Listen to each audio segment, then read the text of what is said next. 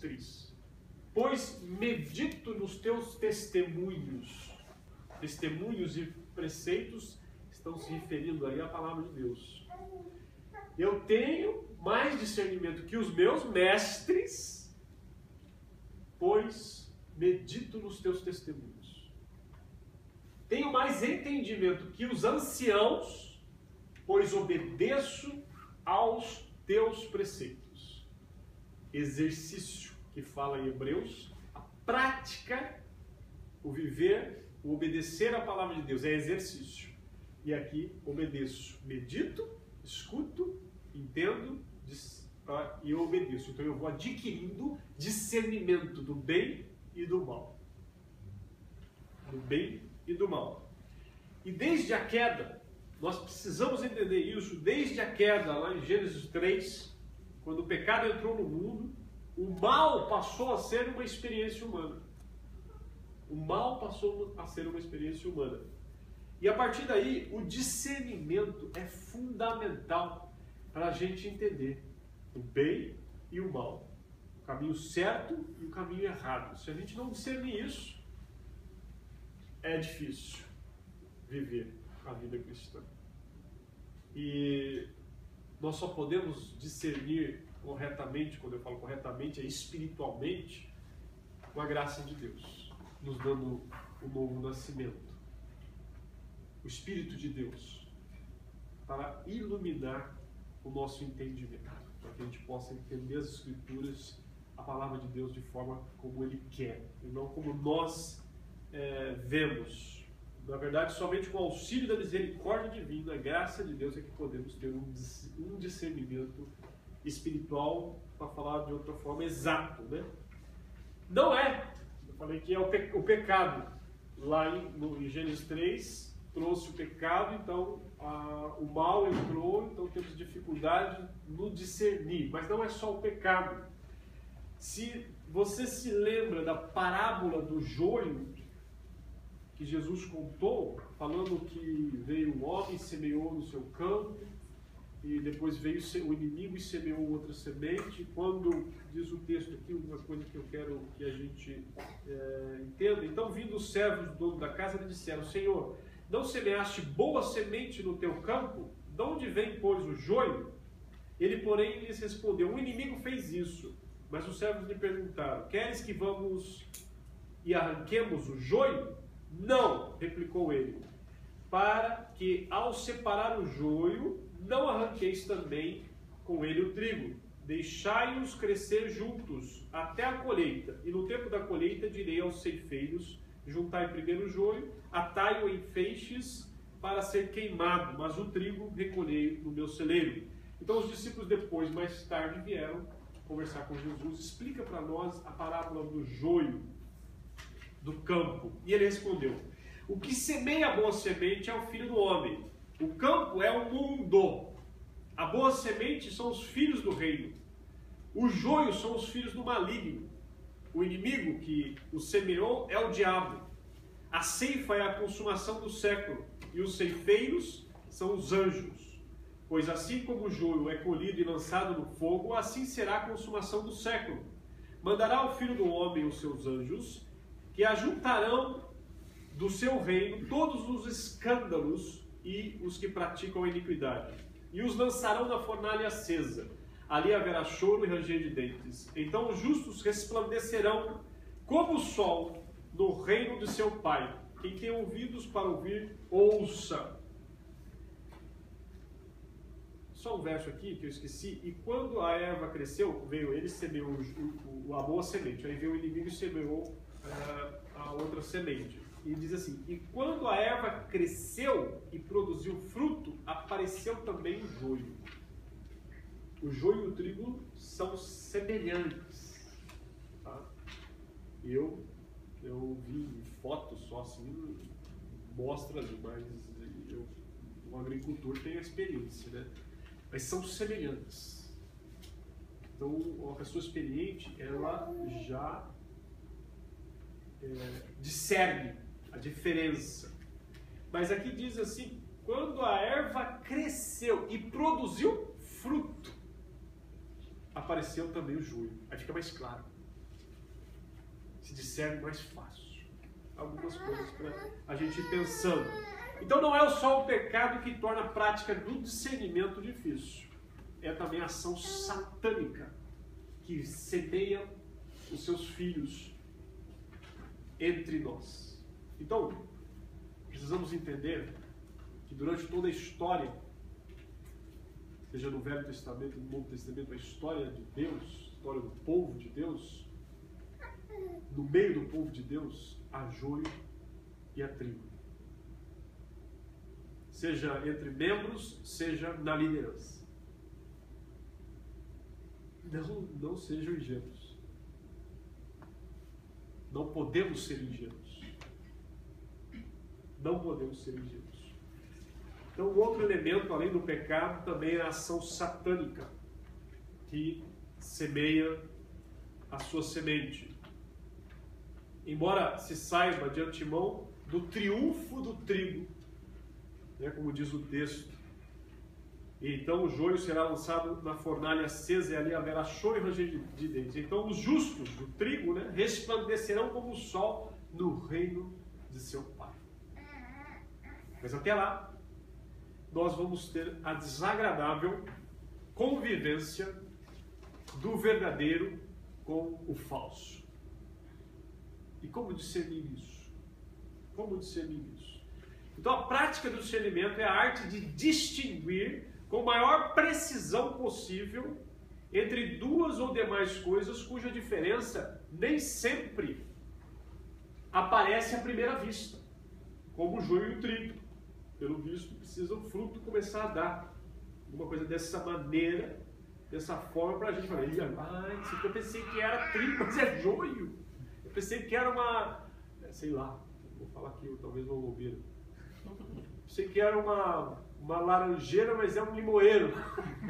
Acho que parece, não parece? As folhas ali, né? Acertei. Bom, então vamos discernir, vamos... deixa eu ver se eu passei. Vamos ver algumas áreas do discernimento para entender que precisamos discernir. E vamos ver como que a Bíblia nos ensina nesse processo que a gente tem que se empenhar para discernir as coisas, as pessoas, as doutrinas. Primeiro, alguns teólogos, eles escreveram sobre discernimento e eles dizem: discernimento é um processo de reflexão em que se procura conhecer a vontade de Deus a respeito de um ponto determinado, sobre o qual não se tem clareza suficiente. Trata-se de uma atividade espiritual que deve ser realizada em clima de oração. Então já dependência de Deus. Outro diz: o discernimento cristão visa descobrir a vontade de Deus para viver de acordo com ela. É, por outras palavras, captar a voz de Deus num coro de vozes onde muitas opiniões tem. Muitas opiniões. Ah, isso aqui é Deus, isso aqui é de Deus. E o que é de Deus então? E o outro, ele nos diz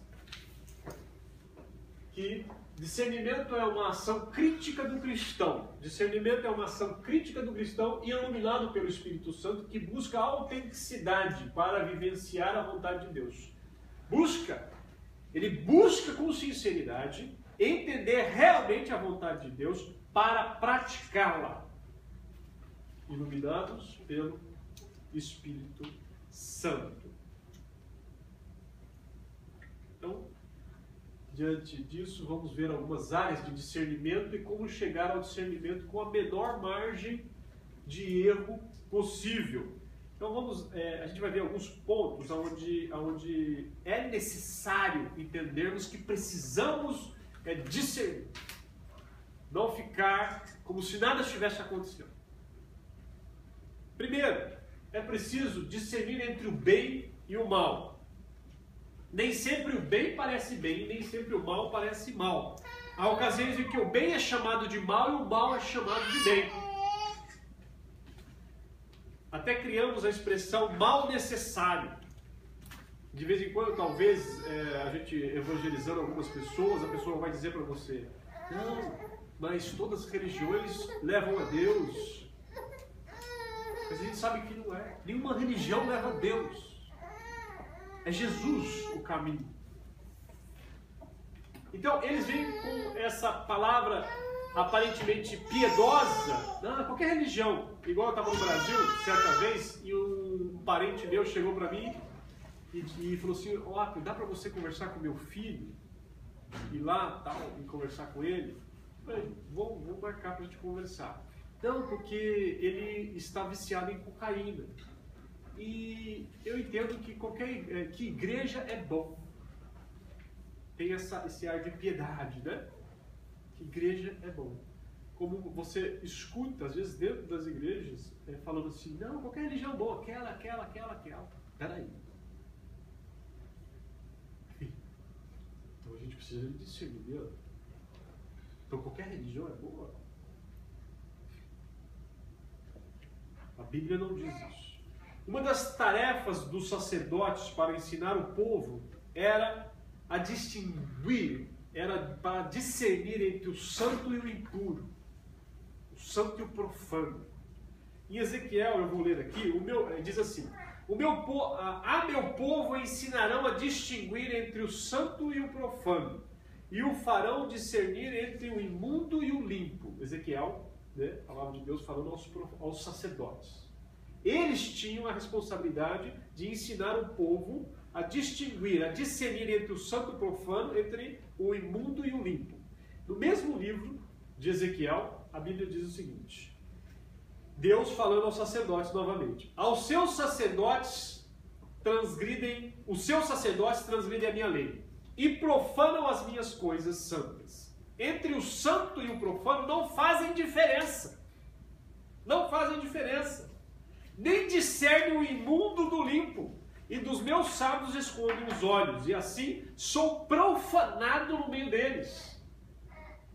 Em época de decadência espiritual, os profetas que eram para ensinar o povo de Deus a discernir entre o santo e o impuro, eles mesmos não sabiam. Não conseguiam distinguir, não conseguiam discernir. Agora olha nossas igrejas. Quão preocupadas elas estão em enchê-las. E diante disso, trazem o mundo para dentro da igreja. Nós que temos que levar Deus para eles. E não, a gente está trazendo o mundo para dentro da igreja. Então é preciso discernir entre o bem e o mal. É preciso também discernir entre o verdadeiro, entre a verdade e a mentira. Há uma guerra declarada entre a verdade e a mentira. Nós sabemos que a fonte primeira da verdade é Deus. E a fonte primeira da mentira é o diabo. Mas aquela mentira maquiada, né? Que usa um pouco de verdade, mas não é a verdade completa.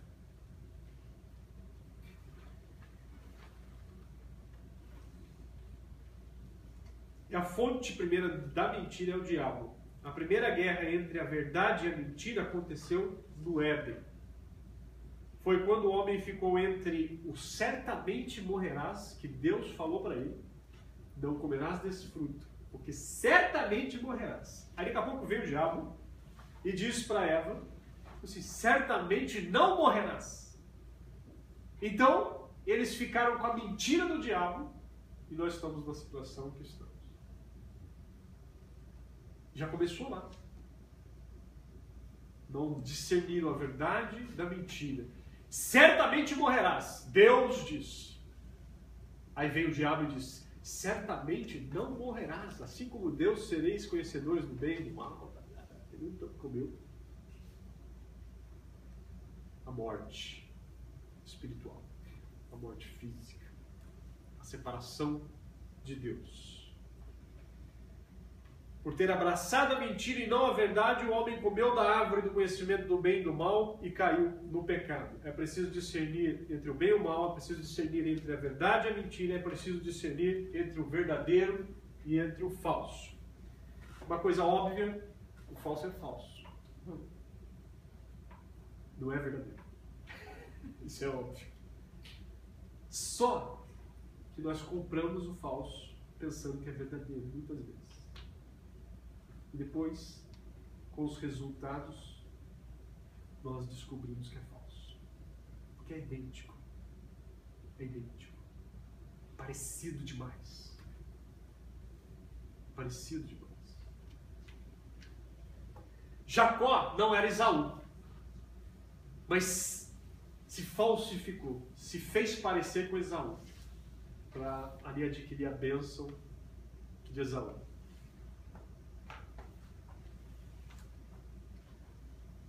Para enganar o pai e obter dele a bênção destinada ao irmão. Aí eu trouxe aqui uma porção de coisas falsas e pessoas falsas que a Bíblia nos relata, né, para a gente entender que a quantidade de coisas e pessoas falsas que existe, que nós precisamos de discernimento para distinguir.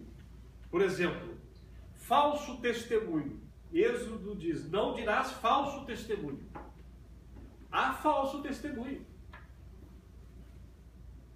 Então você imagine num julgamento onde aquelas pessoas vão e fazem aquela promessa de falar a verdade e tudo a verdade. Há falso testemunho. Há falso testemunho. Há injustiça.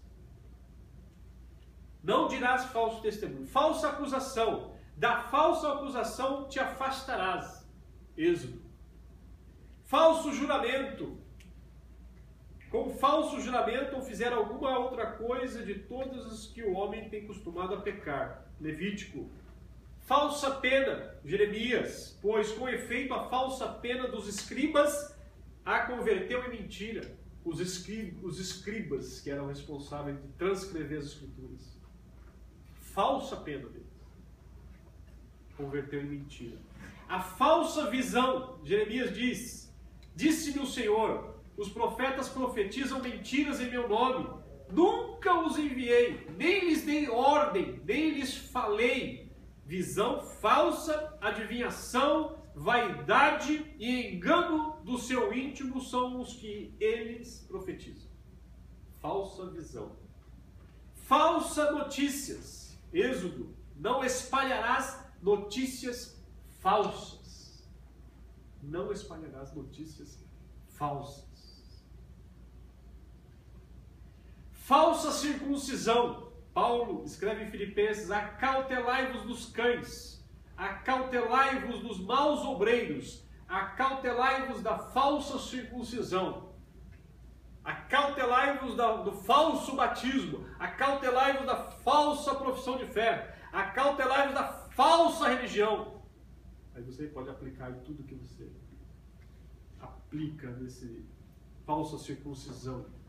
Falsa humildade. Olha só. Paulo ele diz, Colossenses, tais coisas com efeito têm aparência de sabedoria, como culto de si mesmo e de falsa humildade. Falsa humildade. Falsos irmãos. Paulo falando dos seus sofrimentos em 2 Coríntios, ele vai falar de vários sofrimentos, e esse verso 11, 26 diz assim, em perigos de rios, em perigos de salteadores, em perigos entre patrícios, em perigos entre gentios, em perigos na cidade, em perigos no deserto, em perigos no mar, em perigos entre falsos irmãos.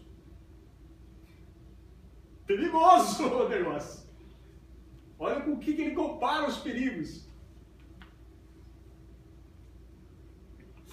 Falsos profetas, acautelai-vos, Jesus diz, dos falsos profetas, que vos apresentam disfarçados em ovelhas, mas por dentro são lobos, roubadores.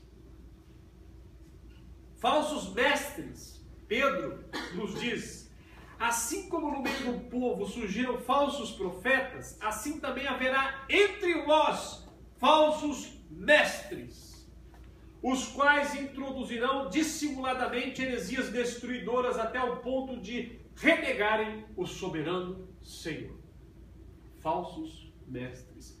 Lembrando de uma coisa, são falsos, mas eles são mestres no que eles fazem. Por isso que nós não podemos ser ingênuos. Eles são falsos, mas eles são mestres no que eles fazem. Precisamos entender isso. Falsos apóstolos, porque os tais são falsos apóstolos, 2 Coríntios, e até falsos cristos. Jesus diz em Mateus 24, porque surgirão falsos cristos e falsos profetas, operando grandes sinais e prodígios para enganar, se possível, os próprios eleitos. Então, muitas coisas, muitas pessoas, muitas doutrinas falsas. Então é preciso discernir entre o verdadeiro e o falso também. Continuando, é preciso discernir entre a vontade de Deus e a vontade própria. A vontade de Deus e a vontade própria. Isso eu creio que é muito fácil. Ou não? Não?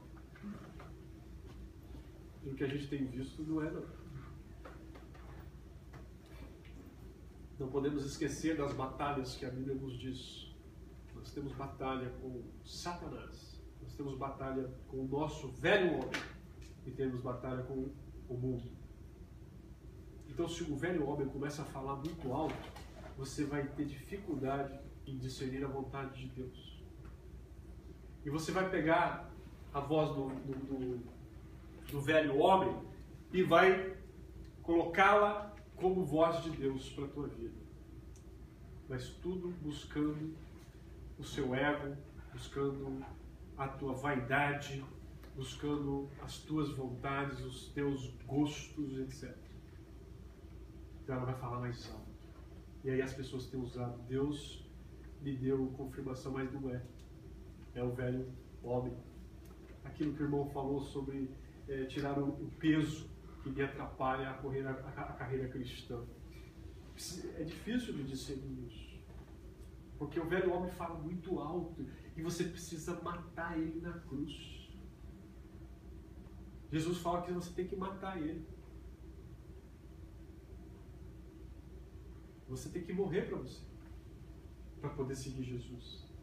Para você discernir a vontade de Deus. Tem que morrer para você.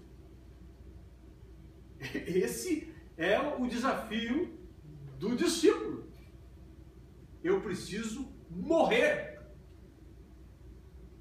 para pela fé agora viver o Filho de Deus, nosso Senhor Jesus Cristo. O salmo que está marcado ali, Salmo 19, o verso 12, quem pode discernir os próprios erros? Como é incrível a rapidez. Se você lembra de quando o profeta Natan chegou diante de Davi.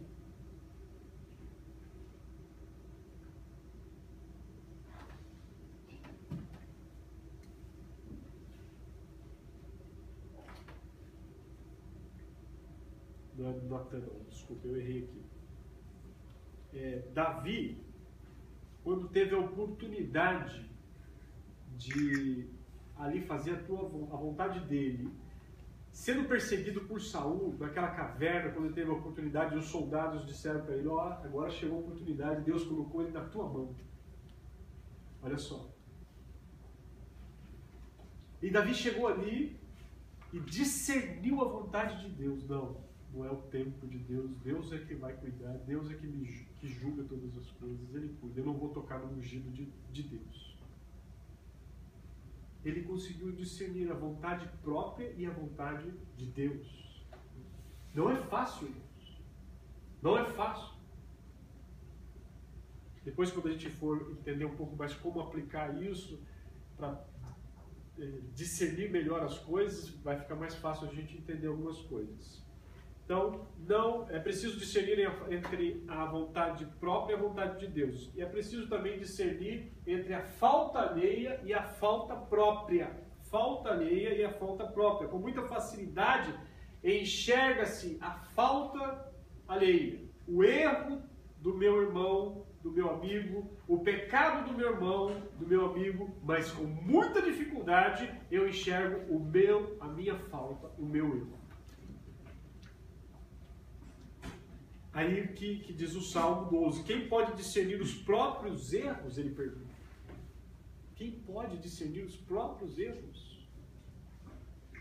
E aí entra o que eu ia dizer, que eu comecei a dizer anteriormente.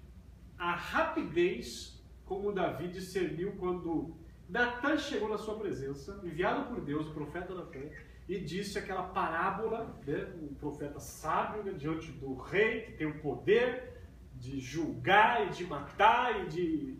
Né, Natan então chega humildemente e conta uma parábola para ele.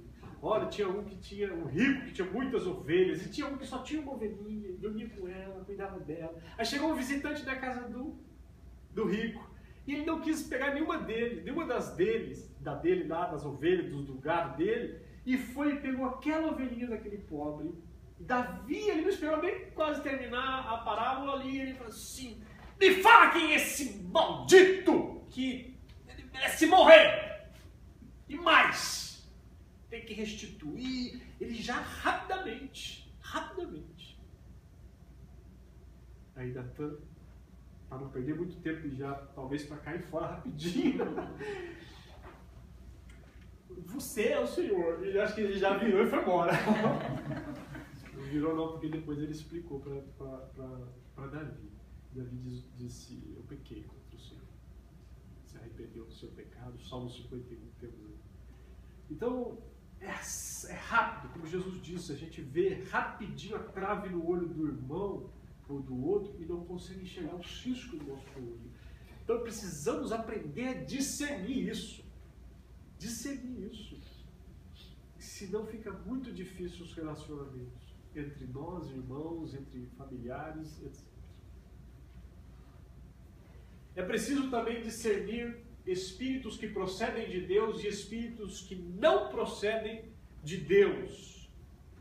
Eu vou ler aqui já. O apóstolo João diz assim: amados, não deis crédito a qualquer espírito, antes provai os espíritos se procedem de Deus, porque muitos falsos profetas têm saído pelo mundo afora. Então, não deis crédito a qualquer espírito. Ponha à prova. É preciso discernir espíritos que procedem de Deus e espíritos que não procedem de Deus. Um espírito que aconselha o que Deus não aconselha. Um espírito que anuncia um acontecimento que não acontece. Um espírito que marca datas que nem Jesus sabe. Um espírito que inspira sonhos e visões que danificam mais cedo ou mais tarde a pureza da fé. O espírito que fala mais do diabo do que de Jesus. O espírito que exalta mais o homem do que a Deus. O espírito que favorece e alimenta a vaidade humana. O espírito que promove sucessivas rachas no corpo de Cristo. O espírito que manda abrir mão do amor sacrificial e fraternal. O espírito que induz os pregadores a não falar de pecado e arrependimento. O espírito que sacrifica o conteúdo do evangelho e promove vantagens imediatas. Os espíritos que não procedem de Deus existem e estão por aí e são muitos. Precisamos discernir. E porque dão crédito a qualquer espírito, os cristãos estão sujeitos a atribuir ao Espírito Santo o que aprendem dos tais espíritos que não procedem de Deus. Porque dá crédito, sem fazer como a Bíblia nos ensina.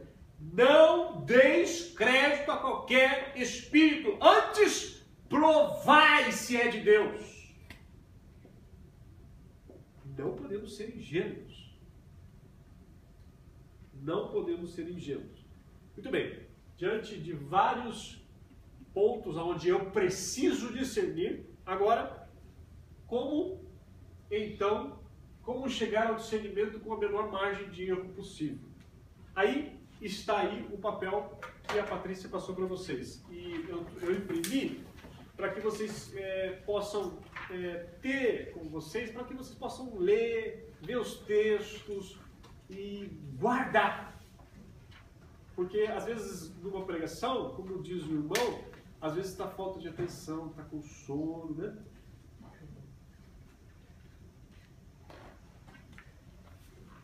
e vocês possam estar estudando em casa, meditando nesses ensinos aí. Existe um caminho seguro que você pode trilhar. Vamos ver o itinerário do discernimento. Adquira uma cuidadosa bagagem bíblica para saber enxergar, avaliar e julgar todas as coisas.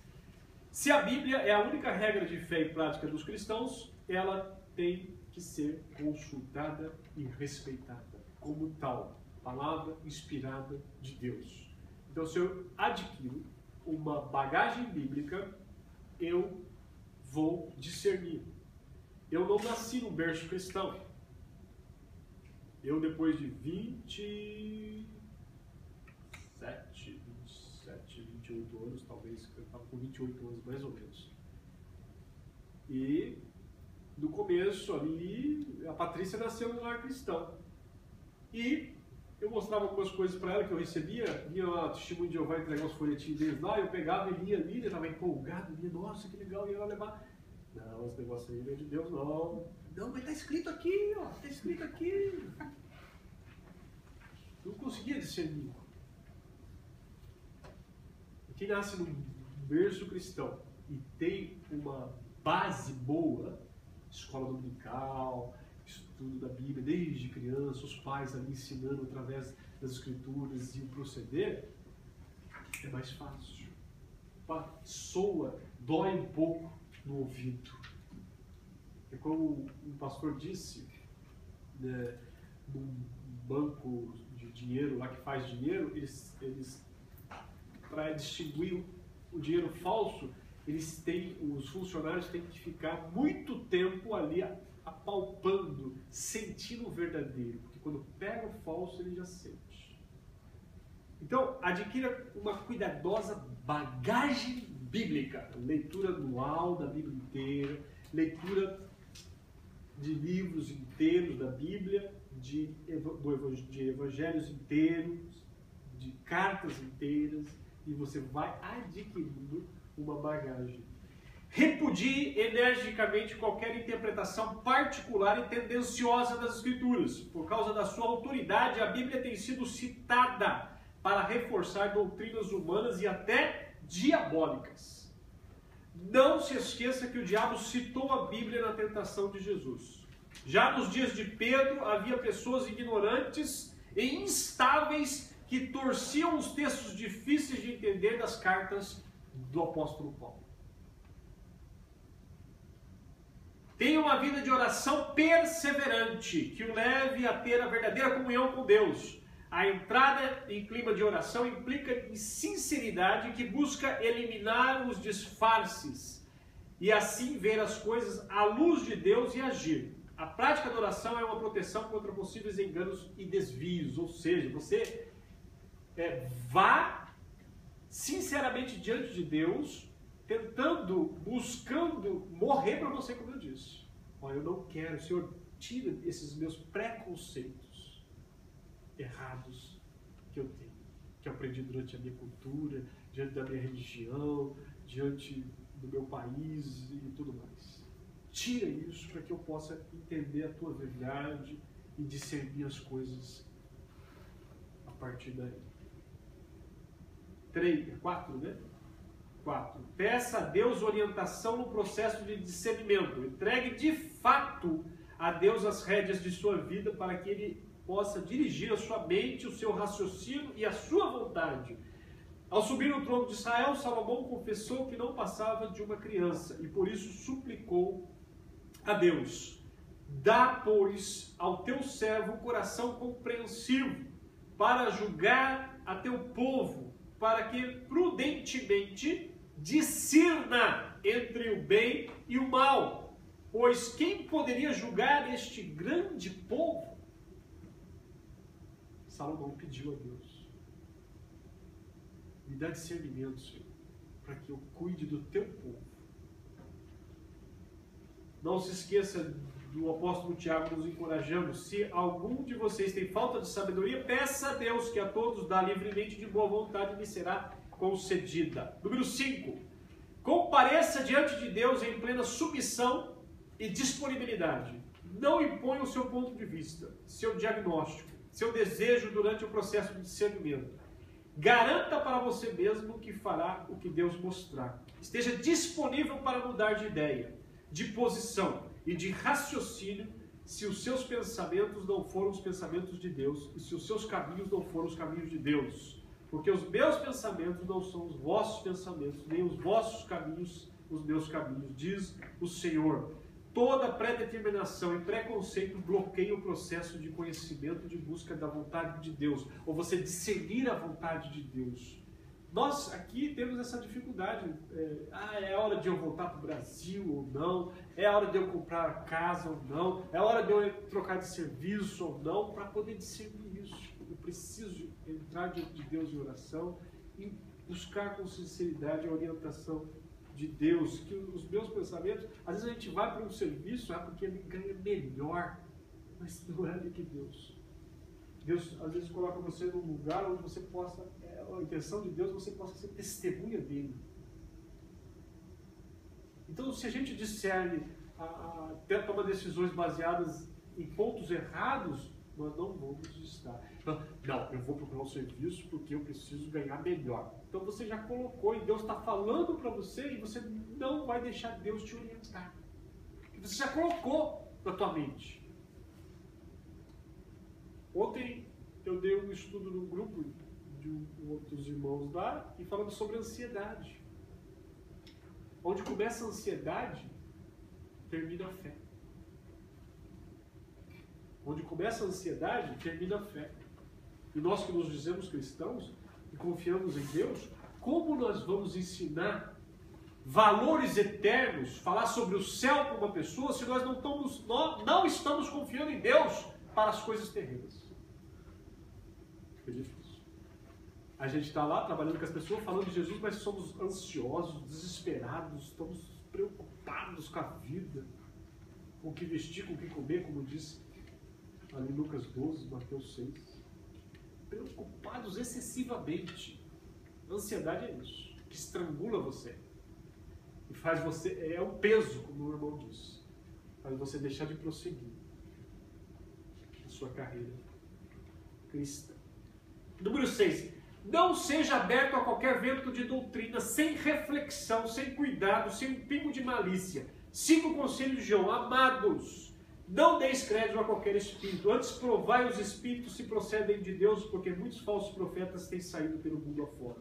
Uma das razões pelas quais o engano está em alta é o ensino de que o crente não deve questionar nunca, porque isso entristece o Espírito Santo. Ao mesmo tempo que a Bíblia diz, para não tratar as profecias com desprezo, ela acrescenta, mas põe à prova todas as coisas e fique com o que é bom. Os bereanos eram de caráter mais nobre do que os tessalonicenses, porque receberam a mensagem com grande interesse, examinando todos os dias as Escrituras para ver se tudo o que Paulo e Silas ensinavam eram assim mesmo.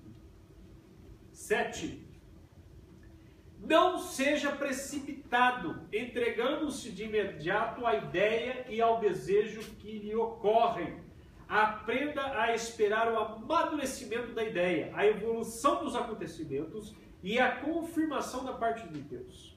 Respeite aquele tempo que deve existir entre o primeiro sinal da manifestação divina e a palavra final de Deus. Não arranque o joio antes do tempo. Nós temos muita pressa, nós queremos tudo para hoje. Isso não dá certo na hora de discernir a vontade de Deus, o tempo de Deus. De Dohambai, crente de Dohambai, né? Joga lá, já soca a maquininha se não saiu lá.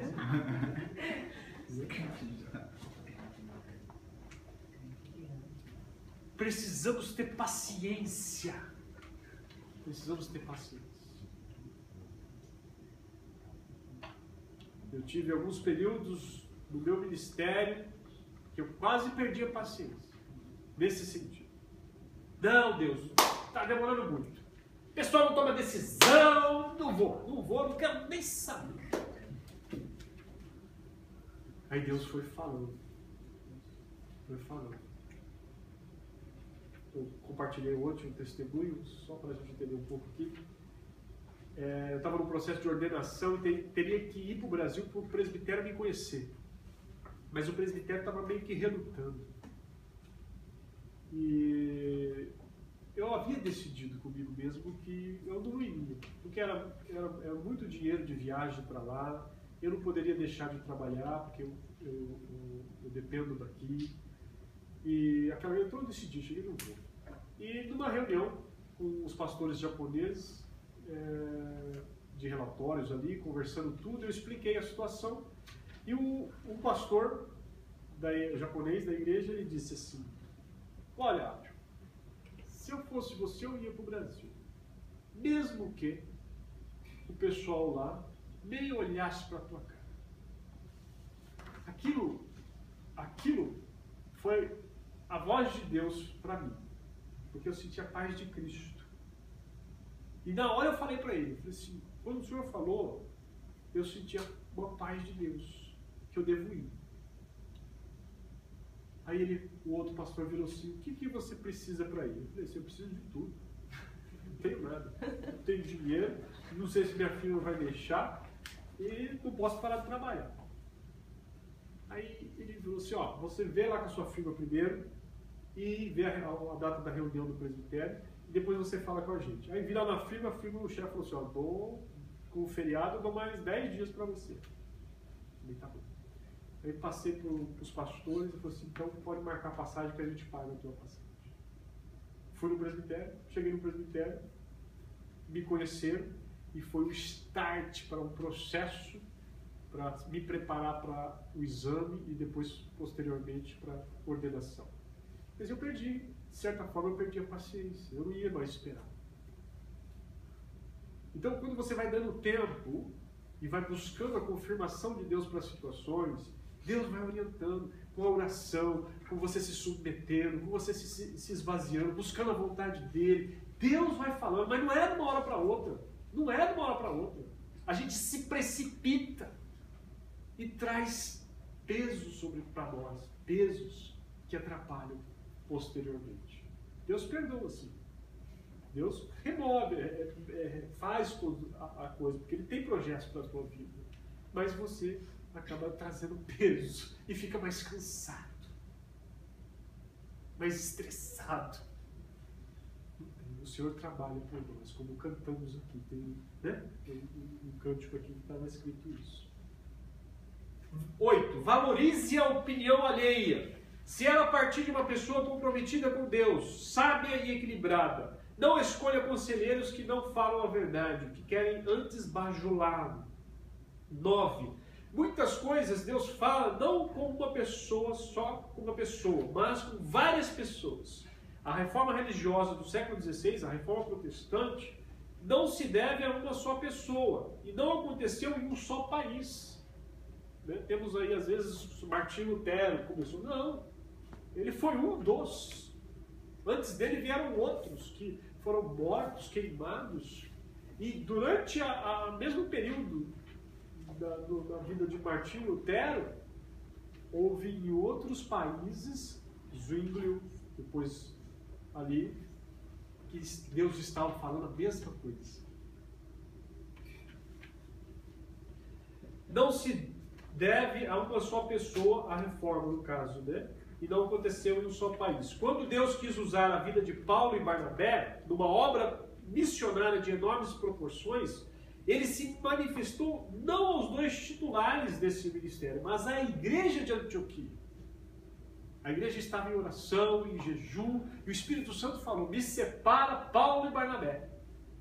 E eles continuaram orando, foram lá e puseram as mãos sobre eles, e eles então foram para essa obra missionária. Sigamos esses passos bíblicos para discernirmos o bem e o mal, a verdade e a mentira, o falso do verdadeiro, o tempo de Deus, o chamado de Deus para a sua vida. Pergunta: o que você precisa discernir? O que você precisa discernir? Mas o alimento sólido é para os adultos, os quais pelo exercício constante tornaram-se aptos para discernir tanto o bem quanto o mal. Tenho mais discernimento que todos os meus mestres, pois medito nos teus testemunhos. Tenho mais entendimento que os anciãos, pois obedeço os teus preceitos. Então, não é por falta de saber o caminho, como discernir as situações, as doutrinas, a vontade de Deus, o tempo de Deus. Não é por falta, porque vocês agora nós temos aqui. Agora é prática. Agora é diante das situações que virão para a gente decidir, para a gente ir, para a gente esperar, para a gente parar, para a gente mudar de direção. É buscar esses passos na palavra de Deus, de oração, conselho, comunhão com os irmãos, a voz de Deus, o tempo de Deus, para podermos tomar decisões e, na paz de Deus, caminhar, mesmo diante dessa guerra. Mesmo diante dessa guerra, nós caminhamos na paz de Deus. Na paz de Deus. Sexta-feira, no estudo bíblico, uma irmã falou assim: eu pedi as contas lá na firma. Que ela mora em Toyohashi e ela está congregando conosco em Hamamatsu. Pedi as contas na firma, que eu vou mudar para cá para estar mais perto aqui da igreja. Eu já pedi as contas, já viu outro serviço, tal. Não, vou pedir as contas lá. Deus me deu paz. Que bom. O que eu vou falar? Eu disse para ela, assim, nós somos diferentes. Você é solteiro, né? Você não tem muita compromisso no sentido de sou eu mesmo, vou arrumar um serviço qualquer, fácil, mudo, faço, alguma coisa. Eu não faria dessa forma, mas você não é eu tenho filhos, tenho esposa, eu preciso antes arrumar um serviço para depois pedir as contas nesse aqui. Então é assim, mas a paz de Deus, ela buscou a Deus e Deus deu a paz para ela, ela foi lá e decidiu. Agora ela está tentando discernir, agora vamos só discernir isso para frente. Muitas coisas a gente vai decidir, vai ter que decidir. E depois a gente vai discernir para frente. Mas se discerniu de forma errada, temos que aprender. Não retroceder, não ficar com uma baixa autoestima. Não, vamos aprender e vamos. Discernir errado. Discernir errado. Que Deus abençoe vocês. E agradeço a Deus e aos irmãos por esses momentos todos. Foi uma bênção para a minha vida. Tá? E já tenho aí, agora também fica o convite aqui para vocês marcar com o Daniel depois. E eu vou depois convidar o Daniel para um dia lá também pregar para nós lá. E vocês, a gente fazer algo juntos também, né? Confraternização, uma comunhão aí. E criar vínculos para trabalharmos juntos de várias formas. Deus abençoe.